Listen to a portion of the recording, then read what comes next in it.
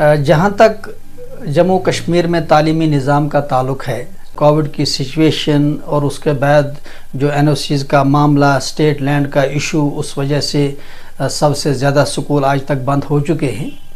इसमें कोई शक नहीं कि तालीमी निज़ाम में बहुत हद तक कमज़ोरी आ चुकी है, और ये भी हकीकत है कि सरकार भी अपनी सतह पे काफ़ी कोशिश कर रही है कि ये तालीमी निज़ाम जो है इसमें बेहतरी आए।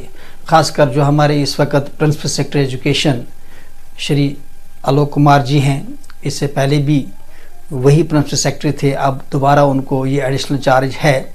उनकी हमेशा कोशिश रही है कि पॉलिसीज़ जितनी भी हों वो चाइल्ड सेंट्रिक हों, और ये भी हकीकत है कि बहुत फास्ट डिस्पोजल उनका है। कोई फाइल उनके टेबल पे नहीं रुकती है, बड़े फास्ट डिसीजन लेते हैं, बात जो करते हैं सीधी करते हैं, साफ कहते हैं और धोखे में नहीं रखते हैं। लेकिन जहाँ तक पूरे तालीमी निज़ाम के सिनेरियो की बात करें तो ये गवर्नमेंट ऑफ इंडिया की पॉलिसी से जुड़ा हुआ जो मामला है। एक्ट्स में अमेंडमेंट हुई है, सीधी सी बात है, हमारे जो अफसर साहिबान हैं वो चाहे कितनी भी कोशिश करें लेकिन वो एक्ट के ख़िलाफ़ तो नहीं जा सकते। अब जल्दी में इस कदर गाइडलाइंस बन चुके हैं, इस कदर एक्ट्स में अमेंडमेंट हुई है जो किसी भी तरह से तालीमी निज़ाम के लिए, यहाँ के तालीमी निज़ाम के लिए ठीक नहीं है। इन्हीं अमेंडमेंट्स की वजह से, इन्हीं जो रोज़ाना NOCs को, जो बहुत हद तक बहुत सारी NOCs को लागू किया गया है, उसकी वजह से 125 से ज़्यादा स्कूल अब तक बंद हो चुके हैं।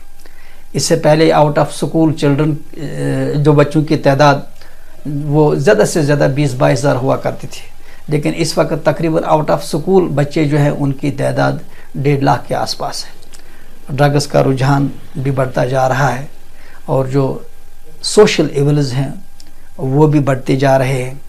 जो बच्चों में तालीम के ताल्लुक़ से जो उन पर तवज्जो देनी चाहिए वो स्कूल नहीं दे पा रहे, क्योंकि स्कूल NOCs के ताल्लुक़ से या जो अमेंडमेंट्स आई हैं उनके तहत जो गाइडलाइन बनी हैं उनको पूरा करने के लिए एक से दूसरे, फिर दूसरे से तीसरे, तीसरे से चौथे दफ्तरों के चक्कर काटते रहते हैं।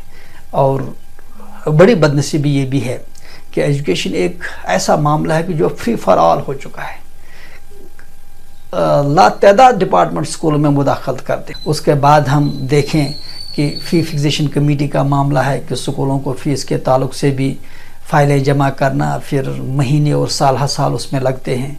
उसके बाद लेबर डिपार्टमेंट, इसके बाद एम्प्लॉयज़ प्रोविडेंट फंड डिपार्टमेंट, उसके बाद civil code, criminal code, human rights, child rights, governors साहब की ग्रीवेंस सेल, गरज बहुत सारे डिपार्टमेंट्स, डिप्टी कमिश्नर्स, पुलिस, हर एक स्कूल के मामले में इस वक्त मुदाखलत कर रहा है, जिस वजह से जो तालीमी निज़ाम में एक स्पेस होनी चाहिए वो ख़त्म हो चुकी है।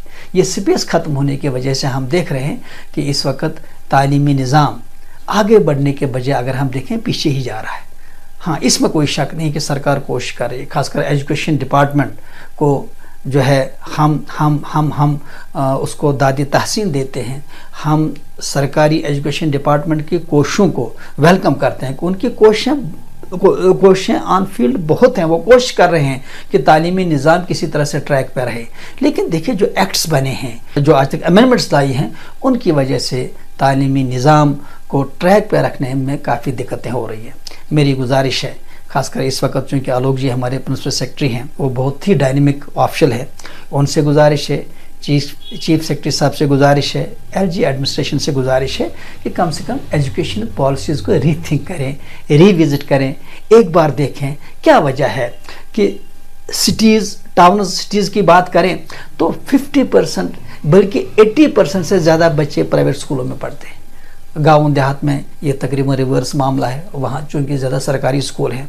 फिर आप इस वक्त भी देख लीजिए, सबसे ज़्यादा अगर हम देखें मिडल, प्राइमरी और जो इसके बाद सेकेंडरी सतह पे सबसे ज़्यादा प्राइवेट स्कूलों में बच्चे पढ़ते हैं। और हकीकत भी यही है कि तालीमी निज़ाम में इन्हीं क्लासों का ज़्यादा रोल जो रहता है।